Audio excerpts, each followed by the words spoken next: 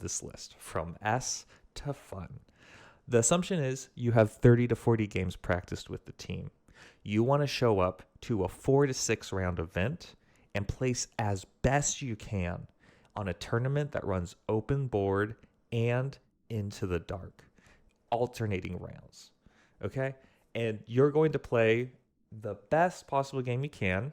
Also, being incredibly, hey, we're always respectful of our opponents and we always have fun first and foremost. That said, you're going to try to perform the best you can in this tournament. You're going to do all of the tricks. You're going to, exploit any kind of rule loophole you might be able to find. You're not going to slow roll anything. You're going to do, this is all out, while obviously giving someone a great game, great play experience.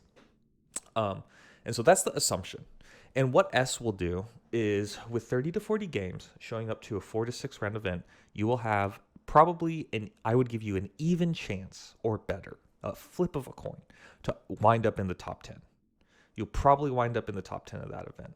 And I'll give you maybe a up to 15% chance, a single individual taking one of these teams with 30 to 40 practice rounds, to take that event. You might walk away with a golden ticket or something like that. You get a double-digit % chance going into a field of 64 players, a field of 84 players, something. You get a pretty good chance. That's what S is. And the reason is because the teams that are in S tier have all good matchups, and it is on you to play good games to walk away with wins. The onus is on you. If you play a mistakeless game, you play a clean game, and dice go even, you are favored in almost every matchup. And then the fun tier kind of progress down A, B, C. I'd say C is where you start to have more bad matchups or slightly less favored matchups than good matchups. Doesn't mean you couldn't win, right?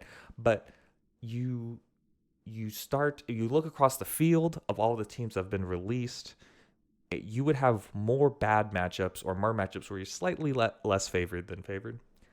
D, it means that you have some good matchups. And kind of the difference between the C and D tiers is going to be C, you have an even matchup, you have a game plan for your team, and you can punish mistakes easily with the tools that are allowed you. D, you maybe only have 1 to 2 ways to punish your opponent. So you could see them make 5 mistakes, right? And with the D tier team, you're going to have to really try to actually be able to punish them for the mistakes in the play. Because you only have so many tools in your toolbox. And then the fun tier is where pretty much all the Compendium teams will live. And if you go even at a 4 to 6 round event with a Compendium team or any of the teams in this fun tier, you are the winner of that event. Not the person who goes 6-0, not the person who goes 4-0. If you are running Compendium Eldar, if you are running Compendium Greenskins, you go 2-2, you go 3-3, you have won that event. You are the best player there. And so that's kind of the fun tier where obviously you won't have a winning record. But if you have an even record, you're doing amazing. These are the meme lists. Okay. That all said, player expression and skill probably trumps most of this, right? I would say a player who's on a D tier team, if they're playing someone who's it's always hard to quantify these things, but a player that's 20 to 30% worse than them, or they're 20 to 30% better, they could probably beat an S tier. So player skills probably still trumps just about all this. The team's not going to do more than a third of the player skill work at most at the hugest outliers. All right, that said, let's get into it. And we're going to start with demons. So for each of these, I'll place them on, and I want to give maybe 1 to 3 minutes on why I feel like each of them end up where they do. Demons end up surprisingly in B. Simply because they have 2 incredibly great things going for them. One, their demonettes can take free dashes and have an extra inch of movement. This gives them very good mission play on turning point 1, maybe into turning point 2. And then in the later turning points, their horrors, I think blue horrors can split into pink horrors. Some color splits into another color, giving you more control because each have 2 AP. This means that this is a 12 activation team that gains more control throughout the game through splitting. That's a good way to mitigate damage. It's a great way to increase the control that you can have on the board. And for the early turns, you have free movement to get onto objectives. It actually is quite a bit better. Oftentimes I see people who only talk about custodes as a compendium. Custodes get D. They're pretty much nothing. Okay. They have one interesting ploy on Into the Dark, but they are, again, this is a tournament where we're expecting both Into the Dark and Open. They have pretty much no play on Open against players. They actually struggle to punish mistakes. Demons, they have many ways that they might steal objectives sneakily or force you to split these demons in a way that is going to be not beneficial to you. And if they see a mistake, they have the tools to come punish objective play. Custodes, if the player doesn't understand how Killteam work, you can, push forward damage, but there's enough consistent damage in the game. It's not going to happen very often. Okay, next Compendium Eldar. Have fun with your insane 6 attack melee profile on your cannon. If you go even with the D cannon or whatever it's called, you're my hero. Compendium Dark Eldar. This team doesn't exist anymore. Compendium Void Dancer, whatever. Compendium Greenskins. I'm not really going to mention all these. They're essentially low here on the list because their operatives lack power. They lack the ploys to punish. They have no faction tac ops. There's a lot of reasons, but Necrons end up there. Stealth suits end up there. Compendium Kroot. Compendium Tyranids might actually eke into D just barely because they have some play where they have the ability to punish mistakes made by other players. That raises them barely out of the fun tier if you're running a bunch of the melee people who are on super conceal, etc. Compendium Wyrmblade is nothing. All right, let's get to the spice. Yeah, Vet Guard are a problem. I mean, honestly, the basic problem with Vet Guard is they were one of the teams that were first made, and they were essentially given every tool in the designer toolbox to be able to do what they want. I understand the dev team was creating teams for the first time, creating rules for the first time, so they gave this team every rule. That's also true for Kommandos too. We'll talk about them in a second. But I will say there are fundamental problems with things that end up in S tier. There's not going to be a lot of them. Vet Guard will be one. The fundamental problem with Vet Guard is their rerolls. No one did the math on them, or they haven't revisited how their rerolls affect. They hit on 4-ups. No, they don't. They really hit on 3-ups mathematically. And so all this team hitting on 3-ups everywhere, going 7 inches with, into the breach and extra move from everywhere. It's simply too much. Their mission play is too good. They have too many weapons. One thing that will be consistent is in the higher tier teams, I think the design team often makes a trade-off choice between, hey, if you're fragile, that means that your value goes down. And that's just not really true at higher levels of play. You can be incredibly fragile, but if you play elegantly and you get your trades, it doesn't matter how much you get overkilled on the crackback.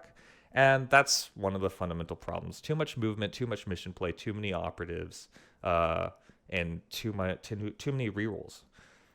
People talk about consistency, and they talk about other teams like Kasrkin or Novitiates, and they are more consistent on an average of die rolls, but Vet Guard have so many die rolls, so many ability to out damage other teams because of more operatives, that if a Vet Guard player spikes damage rolls, the game is effectively over. If a Kasrkin or Novitiate player spikes, it doesn't really matter because they have less overall damage potential. So yeah, Krieg are an issue for those reasons. Next is Kommandos. Yeah, they go in S as well. Again, this is the first box of Killteam. I get it, honestly, and having this box remain at S tier, I don't know if it's a terrible thing for the game. Obviously, I guess you don't want any S tier teams, period, hopefully. But it suffers from the same issue, they have too many rules. Their operatives do too many things. They gave them everything in the kitchen sink, so their design space is way too broad when compared to the other teams. They get to do everything. Which is just incorrect. Now, the Kommandos, they have a second thing. Yes, they were hitting the balanced data slate, but not in any real way that matters. We won't get into it in this because we got so many teams to go through. But essentially, their nerfs did does nothing on Into the Dark. One's an errata, not really a rule change, and the other one's Sneaky Git, actually kind of still an errata. That this does nothing to change the fundamental problem of the team, which is their buff gave them an extra operative. Again, the design team makes a mistake here when they think that the Grot or the Bomb Squig are bad operatives or not as worth as much as another operative. The issue is they think that if you trade well but can't mission, or if you do mission but can't trade well, that is somehow like a restriction. But the truth is, operatives oftentimes only get one job, and if they do that job well, they're actually a really great operative.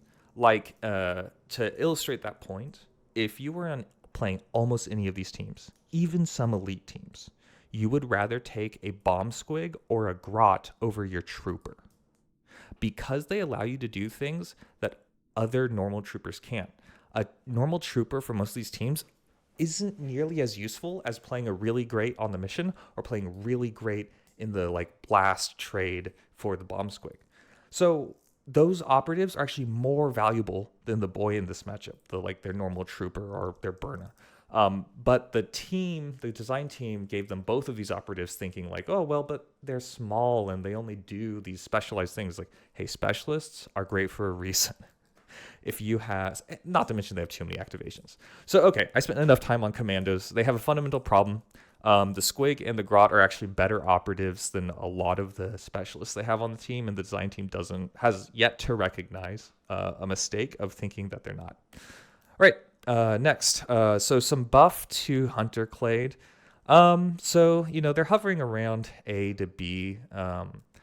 Because they punish elites relatively well, they do okay into even count matchups. They might struggle a bit into high model count teams. I'm going to give them a B. They don't have enough. They still struggle a bit into hordes. They have a hard time elegantly trading because they rely a lot on melee. And, the injury doesn't work on the injury order doesn't work on everything. So they get a B tier, but they're still doing okay. On Beta Decima, the new map, we'll see how it plays. But they probably have some good stuff now. They have a little more unfair shooting in the form of Ignore Obscurity.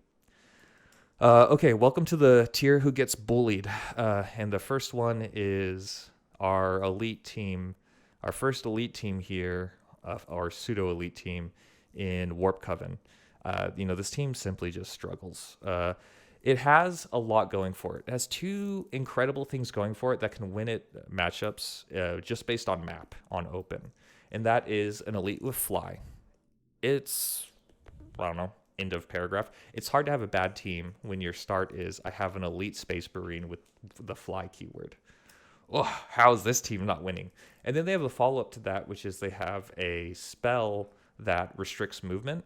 Now, if your map organizer has not thought about how WarpCoven's movement buff affect or debuff affects how an enemy team might move, they can show up and simply win on map and mission sometimes because of those two, the incredible speed from an elite and paired with this really interesting movement debuff that they can give.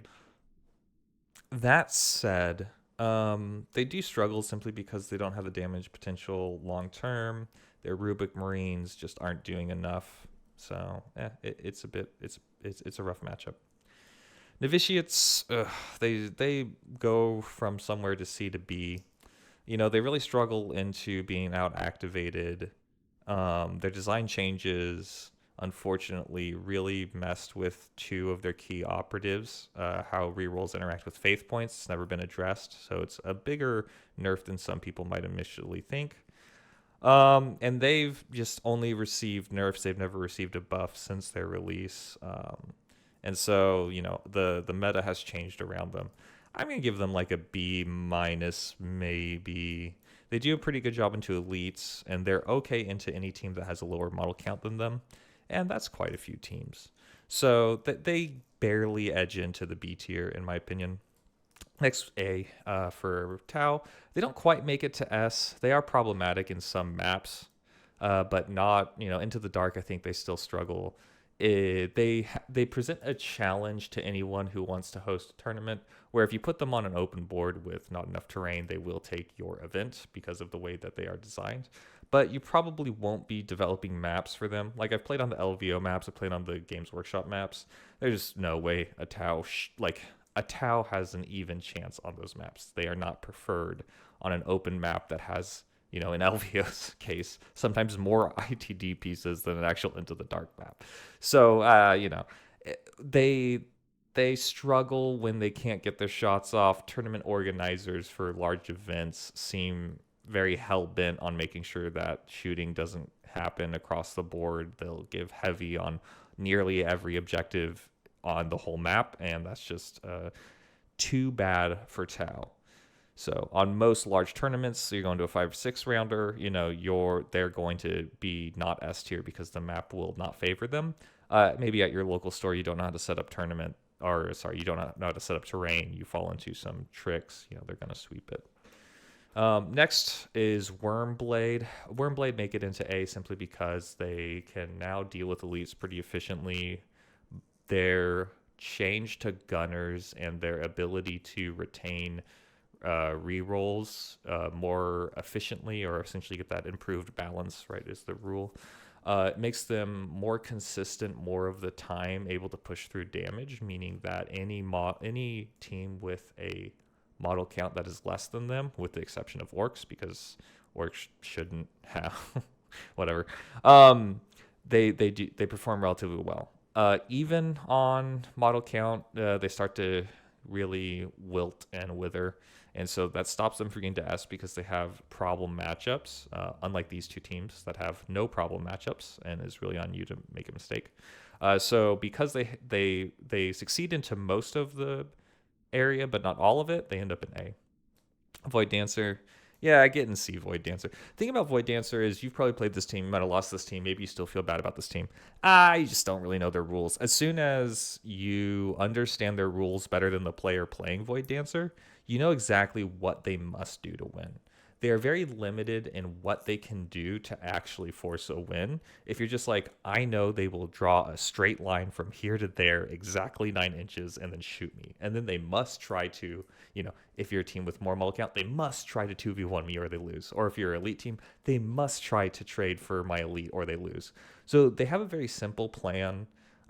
Their expression of skill is actually incredibly narrow, though they are given a lot of tools, and they probably will be a problem in the new map, but we're not assuming Beta Decima for this map. So they end up in C on just open and Into the Dark because they're incredibly predictable. You know what they're doing, but you must know all of the tricks that go in there. And once you know that, you can see into the matrix. You get the idea. Corsair, they also get into B. They're not in A. They still struggle into a lot of matchups. They have a lot of problems into some matchups, and they don't really bully any particular thing. On B, you're like having an even game with maybe 1 to 2 plays that are like pretty good, right? This is an even game where you have like 1 or 2 tricks that might be better or might face up good into the people you're playing. This A tier is like most of your matchups you're actually preferred, and S tier is like all of your matchups are preferred. These two teams, all of their matchups are preferred that they should win if piloted correctly, and dice go well. All right, next, welcome to the bully tier, Legionary.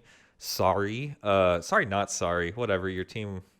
It is what it is. Your team's great. Your team has been great for a long time. You probably have like the most expressive kill team in terms of taking, marks and stuff. You had your time in the sun. That's gone now. The damage, essentially in the latest data slate, we've seen a lot of 10 plus model teams get more reliable damage simply because placing elites as those teams is not fun, which I agree with. A good job, design team. These elite teams had asked the question, and Legionaries being one of them, had asked the question, hey, what if I have too many wounds? And if you don't roll your dice well, then you don't win the matchup. That's real boring. So facing a Legionary was real boring, in my opinion, right? We're doing spicy takes. And so this was a boring matchup. Now we have reliable dice where if players make correct choices, they can win, and they're not reliant on dice to see whether or not the match loses for them. That said, Legionaries don't have tricks or enough tricks and enough things to do throughout the game if people are hiding operatives to actually win on mission. So they are now at C. Grey Knights, hilariously bad actually. Unfortunate. Maybe they'll get a thing now. I think this is Scions, Compendium Scions. Yeah, okay. If you go even, you win. This team doesn't exist anymore. Ecclesiarchy. Ecclesiarchy is C. You know, they almost actually make it into D, surprisingly, because they are effectively a very even kill team with some play and a plasma, and they have power armor on 3-up saves, I believe 9 or 8 wounds. But they don't quite make it there. They just don't have the offensive capability needed anymore with what we've seen from these teams. Next, you know, hey, just welcome to the fun tier, all of you Compendium teams. You two Space Marines, get in there. If we had not just seen this buff to a lot of these, 10 range teams, I would actually put Death Guard or Death Watch into D. I think they are a relatively underrated Compendium team. I think they have a lot of play with their access to plasma, but not anymore. Get in the fun tier. You pray you go even, have fun. Blooded. Yeah, they make it into A. Blooded just have really elegant ways to trade. They have, so much damage. And they have really good movement. The thing that I would say, they have good movement when compared to almost every other team, not compared to Vetguard. Vetguard has too much movement. And, even with Sneaky Git, you could, and Shush, which is just like an insane idea that you would ever print the rules Shush on the team that is Orcs. Whatever, it is what it is. That's what keeps Blooded in A. While they have the bodies and they have the ability to trade effectively, their ability to move onto the board is restricted compared to these S tier teams. So they are playing a more fair game by comparison to the teams up here. You need to you do have the ability to spike damage, and with good rolls, a Blooded game is completely over because their overall damage potential across all of their operatives is much higher than most of these teams. And, for the shots that matter, they will be retaining one hit or maybe even a crit. So if you spike on Blooded, which is not a thing people really talk about in these large model count teams, if you spike one turn, the game's over and there's effectively nothing your opponent might do. That's not true for lower model count teams, even elite players. So that allows them this upper edge if that goes well. That said, yeah, they just lacked a little bit of mobility, lack a little bit of mission play that for some reason these teams have because they just get everything. If these teams didn't get everything, Blooded might be near the top, but these guys are just the haves, and we're all the have-nots. Okay, next, Phobos. Welcome to C tier. I don't know. We're talking about being spicy. Look, maybe you're winning your games with Phobos because you're like, actually, when I drop, I actually don't have to play the drop. I don't have to pay the drop cost, and I fly, and I go over, and you're essentially explaining exactly how your equipment interacts with Vanguard for 15 minutes at the top of Turning Point 2 to understand that, no, you're actually not cheating, and you will win this game. Terrible design. Welcome to C tier. Stay in C tier. This is just not a good idea. It's a maybe fun to play, but not great for the field to have to understand all of the interactions that is Phobos on open. I understand why you might have fun playing this team, but you must understand that it's very close to the Void Dancer matchup when you're playing a very high-level Phobos player of how all of your movement shenanigans interact and chain together. Yeah, stay in C tier. And intercessors will join you. They should have been in C tier for longer, but people didn't have access to guns that might reliably or more reliably kill intercessors. Damage can still fail to spike and not kill an intercessor, but again, these teams, with the maybe exception to this guy over here, these teams really have asked the question, do you have enough damage to kill me to make efficient trades? And the answer's been like, well, let me roll my dice and I'll tell you. But now the answer is like, yes, I do, with this most balanced data slate with a few more teams. So sorry, people can actually make decisions to remove your models now. Get in C tier. All right, Breachers, they get A. They're a large model count team. They struggle a little bit on the mission, but they have kill potential. They don't have as much kill potential and comeback mechanics as some other teams, so they don't quite make it into S. But they're a very good, solid team with, and one thing that's actually all of these top tier things have are all of their tac ops or all of their ploys. That is, all of their ploys are actually good. You might use any ploy on these teams. What a novel concept that all of your ploys are good. That is not the case for all these guys, by the way. A lot of these don't have good ploys or ploys that they'll never use.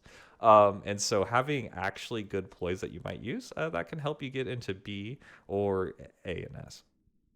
Okay, I believe this is the real Kroot. Hope I'm getting this right. They struggle B to C. I think you might, with the caveat that you're going to a 4 to 6 round tournament, I think you belong in C, but you're going to end up in B simply because people won't know your rules and they might not understand exactly how to combat Kroot because it's just an underrepresented team. So while I think like if you're playing someone who knows exactly what to do, they lack some of the tools to make it into some of these these bigger matchups. People probably won't know your team, so you have a good chance of you could go to a 4-round event and never face someone face someone who's only played Kroot once. And if that's the case, you're so favored just by that knowledge that you're going to get up into B tier. You might say like, oh, that's not just rules, whatever. It is what it is. I've told you my assumptions, so that's why Kroot end up in B instead of C. Startstriders, A. Startstriders make an interesting promise to the player who plays them, which is you can remove as many models as you want, but I will still be able to do damage with the asset. And that is a great promise to make to the player who plays Startstriders. And so the way that they work and the way they interact is they always have a very good source of damage. They completely destroy elite teams. There's no real... sorry, if you're struggling to kill elites, then I'm sorry that you rolled like that. I'm sorry your dice did that to you. But honestly, like on its face, Starstriders should be removing elites, should have pretty good play into most even model teams. And then, they always have this asset with Blast. If it rolls well, which is hard, it can be pretty good. Joining them is Gpox. Gpox, great. It asks the same question that a lot of these elite teams do, which is like, hey, but what if I had a lot of wounds, but then also plays the mission in various ways? It's just like a better elite team. If you guys are paying Space Marine teams and you feel sad, just convert your Space Marine teams to Hulks. You got like, four Space Marine Hulks. You can go crazy, give them banners, give them big weapons, try to make them Hulk size. And then you get a lot of like little servitor skulls or something. There you go. There's your new Space Marine team. If you must play a Space Marine team, that'll do really well for you. Kasrkin also make it into A. They are effectively a 9-model team with a lot of good shooting. So they have the ability to do really well and trade efficiently, but they are a 9-model team at the end of the day, and there are some teams that have more operatives that can continue to outtrade them. And so even with their ability to confirm a lot of offensive damage, there are just still some teams that do better offensive work than them that will keep them out of S. So they're a pretty good team. They will absolutely destroy elites. That is correct. I have nothing on that. You're right. But they have some matchups they struggle into, which keeps them out of S tier. Next is Hierotech Circle. They end up in C, mostly for a lot of other reasons. You could argue B if people are very unused to playing against Hierotech Circle, but you need to show up with quite a plan. It's like I can't. The thing is like, do people understand your little chrono might or whatever? And if they understand it, you're in C tier. If they don't understand it, you're in B tier. Okay, I'm gonna give you C because I'm gonna assume people understand the one thing that your team kind of does. But if they don't, then hey, you're winning a lot of matches.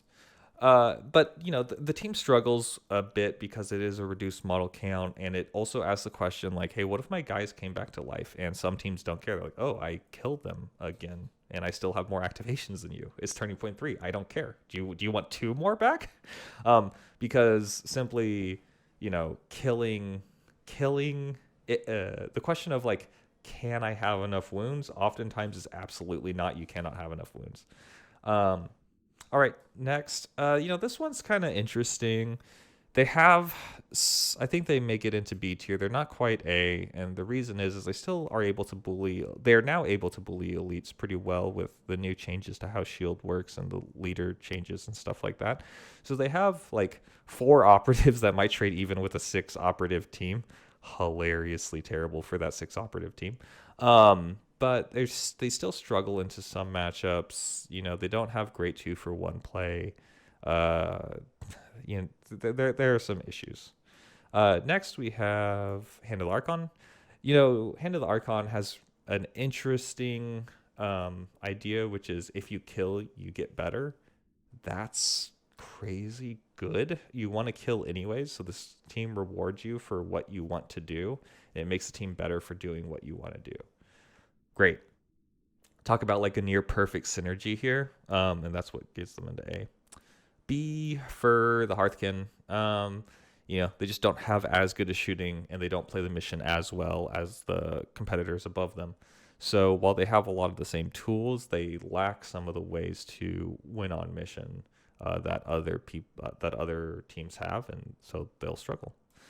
Felgore, they get A. I mean, an incredible skew list, able to go into elites. Some of these teams just cannot win into Felgore.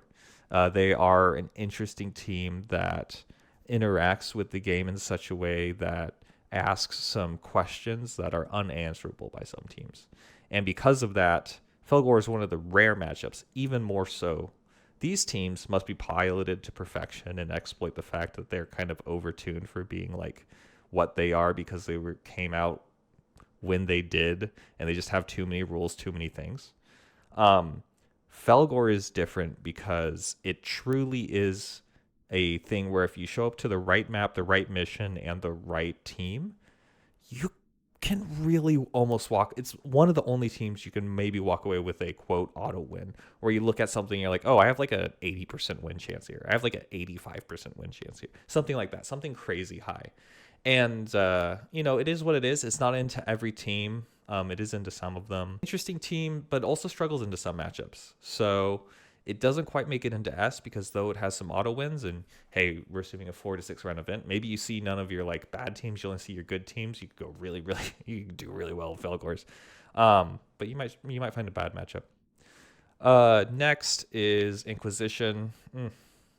They sit somewhere to B to C. Yeah, so I'm going to put these guys in, I think, the C tier. I just have not seen the ability here to impact the game enough with the ploys.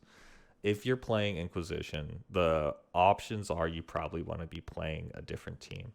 I think now that a straight-up Exaction player, straight-up Kasrkin player has probably more tools in their tool belt, or straight-up Vetguard player for sure, has more tools in the tool belt than an Inquisition team. The trade-off for getting the half Inquisition team just like doesn't seem to be enough. You'd rather have the kill potential. You'd rather have some other interaction, and so they struggle a little bit. They don't seem to be as impactful enough having those worse operatives on half of the team. So yeah, they aren't quite making it. They could be scary. They have a lot of rules, but it probably doesn't come together, especially when you compare them to the other their better halves, right? Or not always their better halves, but often. Colts, yeah, I mean, so a couple times I've asked like, hey, this team asks like, can you do damage? And if you can, and then you say, of course I can do damage. Kind of still not, Colts. Colts have a problem. These are the problem teams. The problem with Colts is they mitigate too much damage. And they have done that reliably. Previously, Colts, when the only real change to Colts is that instead of always getting their full heal, they might not always get their full heal when they mutate.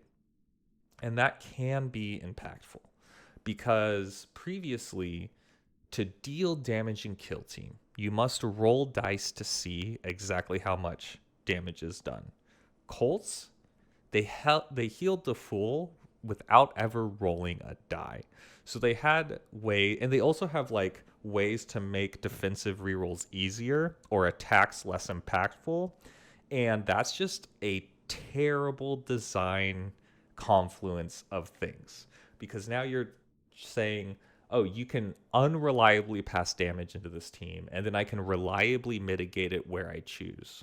That effectively means that Colts, if you missed one roll, if you missed like a 60% roll into Colts, you would lose the game, right? It's like, oh, I'm on the 40% of the 60% chance. And that's it, because their mechanics do not require any kind of dice rolling or any kind of, ways that impact the game through chance, unlike rolling dice to get damage through does. They were incredibly fundamental. They would be S plus, right? They were better than these two teams. Now they're about the same because they still have a tactical, not strategic, a tactical ability to heal who they want where. And when I say tactical, I don't mean like tactical or strategic ploys, but more like they get to choose, right? At will, they can choose where they want to heal. At will, they can choose exactly how they want to mitigate all the damage going into the team, how they might want to apply a defensive buff, what kind of buffs the team needs for the map and the mission that they're playing when they mutate. They have so many tactical decisions that can happen during the course of the game. They're very forgiving, or they allow a lot of expression and skill during the game to an amount that most teams do not.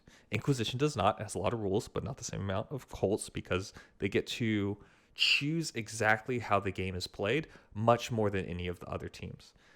I don't know how you fix it. Honestly, if you're asking me, they either need a complete rework. That sounds rough. I wouldn't do that.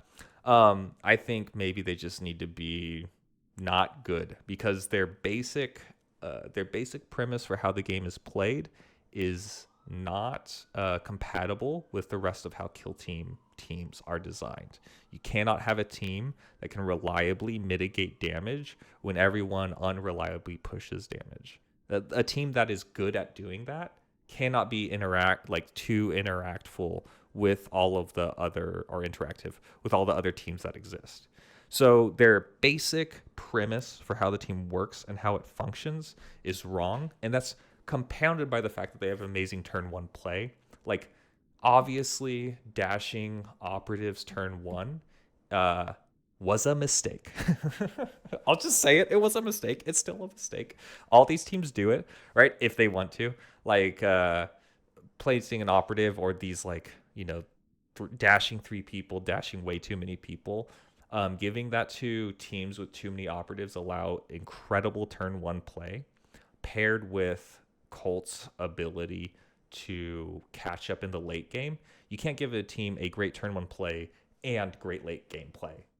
Even if we didn't talk about this like damage versus not damage dichotomy that's incorrect and wrong, we would still have to reckon with for some reason this team has an amazing top 3, top 4, something like that, turn one play of the game. And then, the team is also designed to be the best late play that you can possibly pick, actually. And it's like, well, then why do they have a good turn one play? That doesn't make any sense. What turn are they bad in? What turn is this team bad in? It's like, well, the answer is supposed to be 2, but that answer is incorrect. So, Colts are a problem. There you go. Get in C tier, Justinian. You might be in D. I don't know. I just talked about Colts and bad design and how, it's like fundamentally mismatched with how Justinian, I think, is perfect. Like, this was a Space Marine team, and it was primarily for hobbyers in a new region for Games Workshop where they're trying to make waves. And these are beautiful models done incredibly well, and they get you into the game. The goal of Justinian is to get people interested in Games Workshop, get people interested in Killteam, and get them up to speed. And they do this an amazing amount. I actually think Justinian, everyone likes to talk about how are these teams doing? And maybe we have some problems. And we spend a lot of time talking about this stuff up here. But Justinian is like the poster child for amazing design from the Killteam team, and a sign of an incredibly healthy game. They're amazingly sculpted. They're getting new players into the game. It's super easy to understand what they do, and they're not overtuned, right? If this was a decade ago, if this was an earlier iteration of a Games Workshop IP, this team would have been pushed to be here because they wanted to sell boxes. But that didn't happen. They are here. They're a great introduction. You get to have an even game into most of the field, and they still the crazy part is this thing's still kind of sold out most places, right?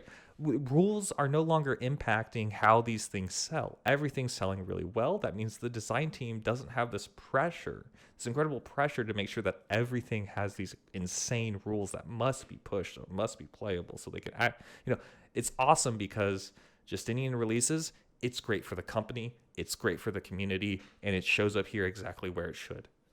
Like, if anything, takeaway is Justinian's great, and it shows how healthy the team is. I know I just talked about Colts. I've talked about how there are some design problems. These are relatively minor. We're looking at 3 teams up here. No other teams are going to end up in S tier.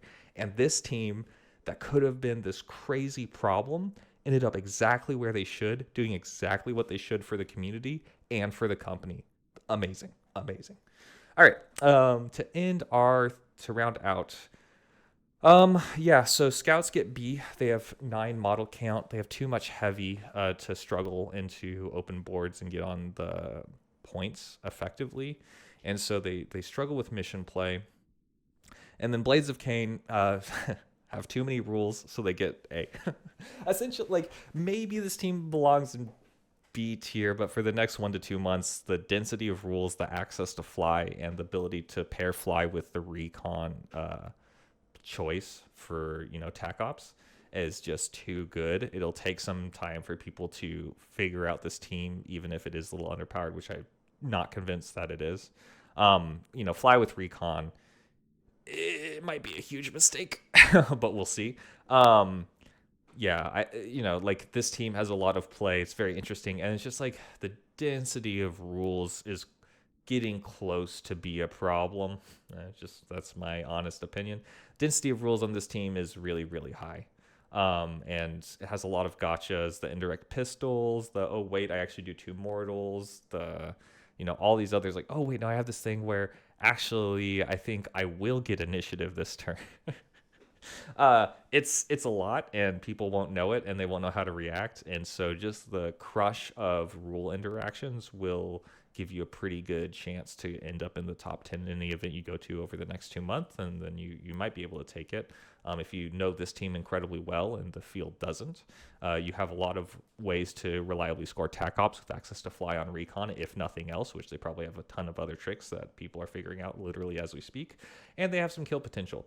So they're kind of like better Void Dancers, or they're like Void Dancers before people figured out exactly how they worked. If people don't know your rules with teams with fly, then you're going to do really well. Right now, that is Blades of Kaine, and that's where they end up in A tier. All right, so this is the tier list. I think this is kind of an interesting spread here. We see a lot of teams in this B area. I think, the teams in B, I'd say the big cutoff here for me, the biggest step, obviously, is these fun teams. They're a step down from pretty much everything else, and it is hard to win with these teams. And you should, if you go, you're having fun, and you don't have to win to have fun, right? This is not winning at a tournament shouldn't really be influencing how much fun you had at a tournament. And so any of these teams are completely valid kill teams to bring, because you're going to show up with like a ton of grots and greenskins. You're going to win that tournament because that's going to be dope. You're going to actually feel the stealth suit. Hey, you're the winner today. And so, these are dropping competitive stuff. Next, D, they have some way to punish opponents. They are some Compendium teams that are interesting. Man, yep, I will just reconfirm, all of these teams are worse than Compendium Demons. You're looking at these teams that are worse than Compendium Demons. I will stand by it. Yeah, kind of rough. So I'd say this is the biggest drop, and then this is probably I'd say like maybe this is the biggest between B to C. I'd say that what defines a B tier team is you can play an even game into most of the field, even up. A B tier facing these teams up here, they will have some plays and some abilities to have an even game or quickly make a game that's not favored for them at the start, favored by them because they have access to some interesting ploys, tac ops, abilities. They have enough skill expression to deal with even teams that are maybe pushed a little too far. The C tier teams, you have to play a really clean game. You need to know really what your opponent's doing. You have to think about every activation. Each activation has to be good. You do have the tools that if you see mistakes by any of the field, you can punish them.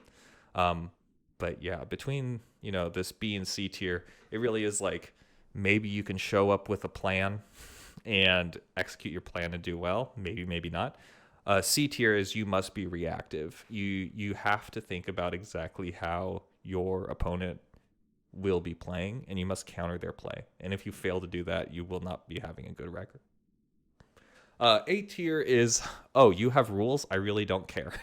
Like, all of these teams can show up with a game plan, do exactly what they want to do, and be like even to favored in their matchup. They do not have to play reactively into almost any of the field. They can, obviously, it always helps. It always helps to play a reactive game or understand, you know, your opponent's rules. But A tier, you're like, I do this really well. This is my plan A. I execute my plan A, and I can go like 3-1. I can go 4-1, and I don't really know what these teams do. I don't know what any of these teams do. I just know my rules, and I do what my rules say I want to do. And then S tier, you know, what defines S tier in this context for myself is they have some issues. Like I'll call it what I believe it is. They have some issues. These are issues that are unexamined. They're issues that aren't seen by the design team, or it's like hard to make these changes. And they have these fundamental problems with how the design space of these teams work that just haven't been addressed. Be it they were created early so they have all of the rules you can possibly imagine, or this misunderstanding, or this like very interesting, I will say, I think Colts is a very fun team to play, right? If you're designing a team and you want it to be fun and not competitive, and it's absolutely fine to make a fun team that's not competitive or whatever. I think that's fine. But this is a competitive context list here. This is a very fun team to play, but its idea for how it wins the game is not interactive with all of the other teams, and it has access to too many tactical. Like all of these operatives have teams have incredibly tactical decisions they can make on a dime, and that completely influences the game, right? Oh, do you want +1 move, or do you want a +1 reroll? I get to choose that essentially when do I want. Oh no, this guy actually sticks around on this mission because I thought it was going to be this guy, but the way the rolls turned out, I actually want to be this guy who sticks around. You get to make that in the moment, having that decision. Orcs, you know, just a scratch, huge problem. Doesn't even begin to start about how they have too many operatives. I mean, just a scratch is tactically insane because you get to choose exactly what damage you want mitigated. Choosing which damage to mitigate is not how this game is often played. It's not how this game's often played. And then on top of that, they have too many rules. They just pretty much have everything but the kitchen sink. And then Colts, you know, we've talked to death. Okay, so that's what put these in S. That's what put these in A. You know, B, C, and then D. Yeah, you can see, you know, D is you can see mistakes made by your opponent. You can try to capitalize on them. You have tools that you can be quite interactive with players' play. And then these guys, I mean, you could be playing Compendium Necrons. You can see your opponent making a ton of mistakes, and you might not have the ability to punish them. Just because the team doesn't have the tools in which to do so. And so if you can see mistakes and maybe not be able to even capitalize on them, you know, some of these teams that happens to, that's what puts you in the fun tier. Because you can play a great game. Your opponent can make mistakes. You won't be able to interact with those mistakes. You'll still, you know, lose given the context of the game. So that's the tier list. Like I said, skill expression definitely trumps all of these lists. You can still have an even game from any of these teams to any of these teams. If you're a better player, you still walk away with probably an even or better chance to win each of these games based on skill, not based on the teams that show up. But yeah, that's the tier list for the data slate. I think it's kind of interesting. I think this is a pretty healthy spot. You know, I think if you went to an event that just had B and below, that would be such an even event. It'd be incredibly hard to say like who's the best team here. And then once we include, you know, this A and S tier, it gets to be some of the have and have nots. You know, do you have unfair shooting? Do you have a ton of operatives that can trade elegantly? Do you have mission play or tac ops that are essentially free for you to score? You know, this is like where problem areas start to be introduced. And then S, yeah, just, you know, some mistakes are made here, but that doesn't ruin the game. And honestly, I love playing these teams. I don't make these teams, but it's very fun for me to play teams that I believe are like maybe a little pushed. I think that increases your play. It like shows you a lot more about the game when you're playing a team that might be a little more pushed to you. So you have to really use every single ounce of the team that you're playing to try to walk away with that win. I enjoy that experience. I don't know if it's a bad experience, right? I don't need to win a tournament, though. I don't need to win a tournament to have a good time. I just want some interesting games. And so showing up to some games where I feel like I'm unfavored just based on the match, that's like an experience I am fine to spend my day doing. I enjoy doing that. Maybe y'all don't, and that's also fine too. All right, well, I hope that's interesting. If you have any thoughts, comments, drop them. I'd love to hear your thoughts. I'd love to see what you think of the tier list, and any ways you think this might change, any things you think I've missed. More than happy to indulge, and I'm open to having my mind change. This is a snapshot in time. After I play my next 20, 30 games, I'm sure this tier list will change as I learn more. All right, well, thanks, y'all. Happy 2024, and go out there and have some amazing play experiences with some awesome people across the table. See you later.